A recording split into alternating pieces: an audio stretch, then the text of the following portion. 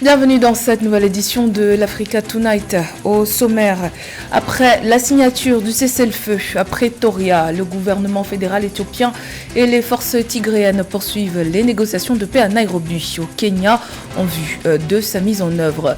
Ce lundi, une hotline a été mise en place entre les parties belligérantes pour faciliter les échanges.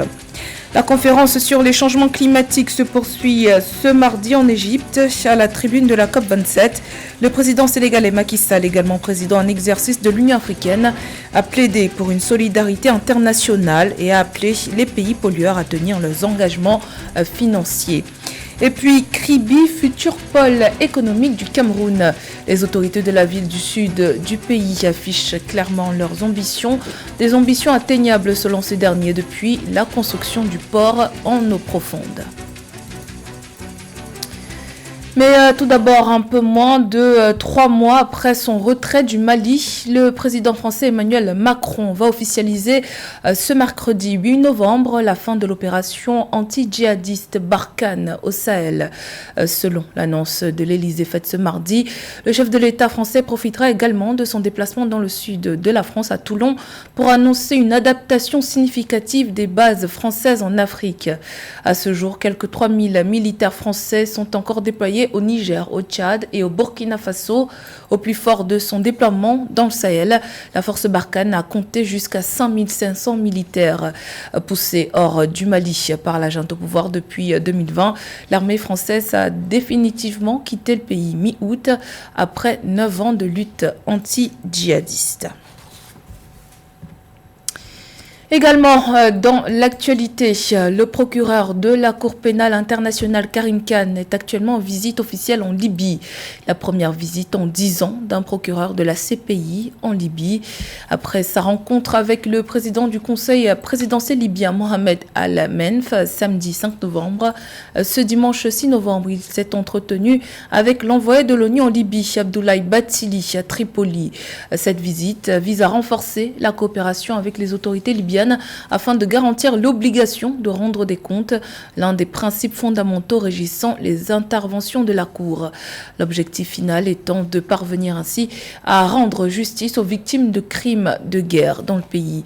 Notons que la CPI réclame des autorités libyennes l'extradition d'un certain nombre de personnes recherchées, au premier rang desquelles Saïf al-Islam Kadhafi, fils de l'ancien dirigeant Muammar Kadhafi, renversé par une révolution populaire en 2011. Une hotline a été mise en place entre le gouvernement fédéral éthiopien et les forces tigréennes alors que les deux parties tentent de s'appuyer sur un cessez-le-feu conclu il y a une semaine à Pretoria pour trouver une issue à la guerre qui les oppose depuis 2 ans. Réunis à Nairobi depuis ce lundi dans le cadre de la poursuite des pourparlers de paix, les représentants des deux camps semblent être sur la bonne voie. Un sujet de la rédaction. À la suite de négociations dans la capitale sud-africaine Pretoria, le gouvernement éthiopien et les forces régionales du Tigré ont convenu le 2 novembre de cesser les hostilités. Ce lundi 7 novembre à Nairobi, dans le cadre de la poursuite des pourparlers de paix, le médiateur en chef de l'Union africaine a annoncé que les deux parties avaient mis en place une ligne d'assistance téléphonique, une nouvelle avancée dans la résolution de ce conflit destructeur. Le premier signe pour moi des progrès après la signature de l'accord et le fait qu'entre eux, ils ont échangé une hotline par laquelle ils peuvent s'appeler s'il se passe quelque chose. Selon le haut responsable, la hotline traitera de toute recrudescence des combats et sera utilisée pour coordonner les désengagements. 2 ans de guerre dans le nord de l'Éthiopie ont fait des milliers de morts et déplacé des millions de personnes. Cette trêve a également fait naître l'espoir que l'aide humanitaire puisse à nouveau affluer vers le Tigré, où des centaines de milliers de personnes sont confrontées à la famine. Nous avons commencé à Pretoria, nous nous rapprochons. Nous sommes maintenant à Nairobi. Nous avons bon espoir que la prochaine fois nous serons à Mekele pour notre réunion et que nous célébrerons finalement la paix ensemble à Addis Abeba. En effet, le conseiller à la sécurité nationale et négociateur en chef du Premier ministre éthiopien Abiy Ahmed, Redouane Hussein, a déclaré sur les réseaux sociaux que les pourparlers de Nairobi garantiraient la sécurité et accéléreraient le flux humanitaire vers des zones jusqu'ici inaccessibles. Cette dernière série de pourparlers entamée dans la capitale kenyane devrait durer 3 ou 4 jours. La bataille pour le climat se poursuit à Sharm el-Sheikh dans le cadre de la COP27. Un rendez-vous aux enjeux multiples alors que l'Afrique, continent qui pollue le moins, est lourdement impacté par les changements climatiques. Le président en exercice de l'Union africaine, Macky Sall, a notamment appelé les pays pollueurs au versement des financements promis. Paul-Marcel Mayagui. Porte-parole du continent à la COP27 en sa qualité de président en exercice de l'Union africaine, le chef de l'État sénégalais Macky Sall a appelé au respect des engagements pris depuis 2020 par la communauté internationale. Il s'agit de l'aide financière des pays riches et pollueurs à l'endroit des pays en développement qui sont peu responsables du réchauffement climatique. Faire l'histoire en tenant nos engagements, tous nos engagements, dont celui convenu de 100 milliards de dollars par an pour soutenir les efforts d'adaptation des pays en développement et qui peinent à être entièrement réalisés. Alors qu'elle ne contribue qu'à 3% des émissions de gaz à effet de serre au niveau mondial, l'Afrique est le continent le plus touché par le réchauffement climatique, avec à la clé des conséquences sur les plans économiques. En effet, le continent voit son PIB amputé de 5 à 15% à cause du changement climatique. Nous sommes pour une transition verte, juste et équitable, en lieu et place de décisions qui portent préjudice à notre processus de développement, y compris l'accès universel à l'électricité, dont 600 millions d'Africains restent encore privés. Je rappelle qu'avec la forêt du bassin du Congo, notre continent abrite également un quart de ce qui reste encore des forêts tropicales, offrant à la planète un de ces rares poumons verts, refuge de biodiversité qui contribue à la séquestration du carbone. Deuxième poumon vert de la planète, l'Afrique qui peine à concilier croissance économique et protection de la biodiversité perd chaque année près de 4 millions d'hectares de forêt et les moyens de subsistance de millions de personnes sont menacés. Pour pallier le problème, le continent qui œuvre pour une transition verte est à l'origine de plusieurs initiatives pour un développement sobre en carbone. Il faut agir pour sauver la planète par la mise en œuvre de l'accord de Paris sur le climat. L'Afrique y est engagée avec le projet de la Grande Muraille Verte. De retour sur le continent africain après 6 années, la COP27 qui se tient du 6 au 18 novembre 2022 à Sharm el-Sheikh en Égypte sera l'occasion pour les dirigeants africains, dans un esprit de participation au sauvetage de la planète, de rappeler aux pays développés qui sont les plus grands pollueurs leurs engagements envers le continent. L'Angola accélère la diversification de son économie pour sortir du tout pétrole. Les autorités entendent notamment augmenter la part de l'agriculture dans le PIB national, un secteur encore sous-exploité. Seuls 10% des terres arables du pays sont cultivées. Joël Ballot. Avec une production quotidienne de 1,17 million de barils de pétrole brut. L'Angola est, selon l'Organisation des pays exploitateurs de pétrole, le plus grand producteur en Afrique subsaharienne devant le Nigeria au troisième trimestre 2022. Cette performance résulte des exportations du pétrole brut qui représentent 95%. Pour le président João Lourenço, l'Angola doit parier sur l'agriculture pour sortir de l'ère du tout pétrole. Nossos agricultores começam a entender cada vez mais os processos de produção a nível da... Nous avons fait de nombreuses percées dans le secteur agricole. Aujourd'hui et avec l'appui de la FAO, nous souhaitons améliorer l'activité au niveau de l'agro-industrie avec le processus de formation des jeunes et des femmes. Processos de formação e treinamento dos jovens, das mulheres. Soucieux de diversifier l'économie et de faire face au changement climatique, le gouvernement angolais s'attache désormais à redynamiser l'économie rurale et les vastes ressources agricoles du pays. Sur 35 millions d'hectares de terres arables, seulement 10% sont actuellement cultivés. Étant donné que plus de 60% de la population vit de l'agriculture, il est fondamental de renforcer la capacité institutionnelle du secteur agricole. Jovens e as mulheres Les jeunes et les femmes doivent être au centre de nos préoccupations en ce qui concerne la préparation et la formation pour l'agriculture. Le but est d'avoir un meilleur rendement afin que les problèmes liés à la pauvreté trouvent dans le secteur agricole des réponses positives.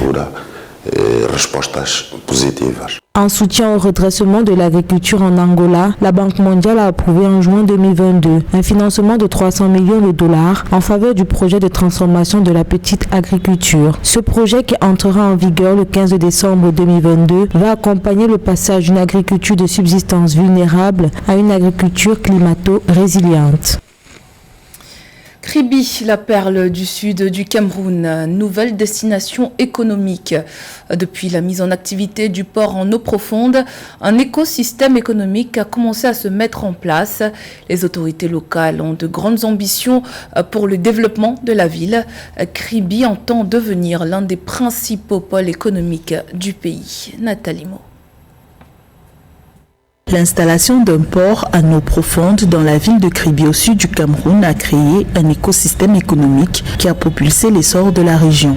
En 4 années de fonctionnement, le port autonome de Kribi a permis la création de plus de 3000 emplois directs. Depuis, la ville vit au rythme de son port.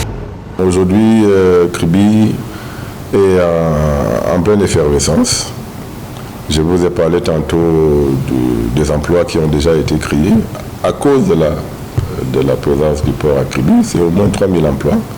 Quand on dit emploi direct, c'est des emplois qui sont offerts par les entreprises qui viennent s'installer sur la place portuaire. Avec un marché camerounais en expansion, Kribi est devenu une plaque tournante du commerce régional. L'attractivité de la zone portuaire a pris de l'envergure pour les entreprises camerounaises et étrangères, principalement les banques, installées dans la cité balnéaire et dont le nombre est passé de 3 à 9. Aujourd'hui, toutes les banques du Cameroun sont installées ici. Microfinance, ainsi de suite. Et tout le monde y trouve son compte. Donc, de ce point de vue-là, déjà, ça se voit.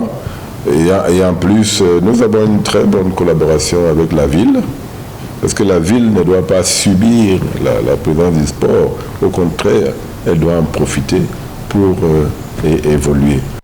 La croissance économique induite par le port de Kribi se matérialise également par le développement des infrastructures de communication. Le désenclavement de la zone industrielle-portuaire de Kribi d'un budget de 247 millions de dollars s'est déjà concrétisé par l'inauguration de l'autoroute Kribi-Lolabé d'une longueur de 38,5 km. Le projet d'aménagement des voies de désenclavement de la zone industrielle et portuaire de Kribi, lancé au premier trimestre 2022, devrait s'achever en 2027. La Côte d'Ivoire et le Libéria s'engagent à lutter contre la pêche illégale non déclarée et non réglementée.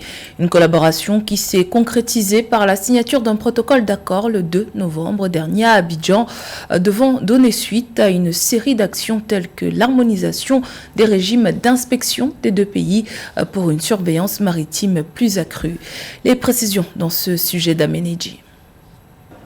Une convention a été signée entre la Côte d'Ivoire et le Libéria portant sur la coopération en matière d'inspection et d'activités connexes en vue de lutter contre la pêche illicite, non déclarée et non réglementée. L'objectif est de coopérer dans les limites des droits et règlements nationaux respectifs tout en menant des exercices d'inspection conjointe des navires, le contrôle, la surveillance et l'échange d'informations sur le suivi. La pêche illicite est un fléau qui gangrène nos économies maritimes, mais notamment les pays qui sont au niveau de la côte, notamment la Côte d'Ivoire, le Libéria. Je pense que la difficulté est surtout de retracer dans un périmètre assez large et de pouvoir faire le travail de police pour pouvoir arrêter les navires qui vont pêcher dans d'autres mers, alors même que la législation ne leur permet pas.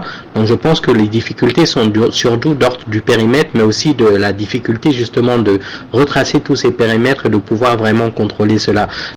La pêche illicite génère des pertes d'emplois et des ressources financières estimées à plus de 2 milliards de dollars par an pour les pays du Golfe de Guinée. Selon Emma Métier-Glasgow, ministre des Pêches et de l'Aquaculture du Libéria, ce protocole est un outil permettant de mettre en œuvre efficacement l'accord sur les mesures du ressort de l'État du port qui constitue un cadre mondial de gouvernance des pêches. Donc bien évidemment, je pense que le fait de réglementer et de mettre en place une convention collective commune va permettre non seulement de pouvoir harmoniser les lois, mais aussi de pouvoir harmoniser les politiques de lutte et donc justement les polices pour pouvoir justement arrêter les nombreux navires qui viennent dans des côtes qui ne sont pas permises. Donc ça va permettre de relancer l'efficacité en matière vraiment de police maritime pour pouvoir arrêter ces fléaux et pour que chacun puisse profiter de sa zone maritime de manière fluide et sans forcément avoir la possibilité de voir d'autres venir chasser dans sa zone maritime. La pêche illégale et la surexploitation accélèrent ainsi la raréfaction des ressources halieutiques dans la zone. Notons que la région ouest-africaine fait face à la pêche illicite non déclarée et non réglementée qui, selon l'Organisation des Nations Unies pour l'alimentation et l'agriculture FAO, représente 37% des captures. C'était le journal de la rédaction. Merci pour votre fidélité. Dans un instant, une nouvelle édition de l'actualité sur Africa 24.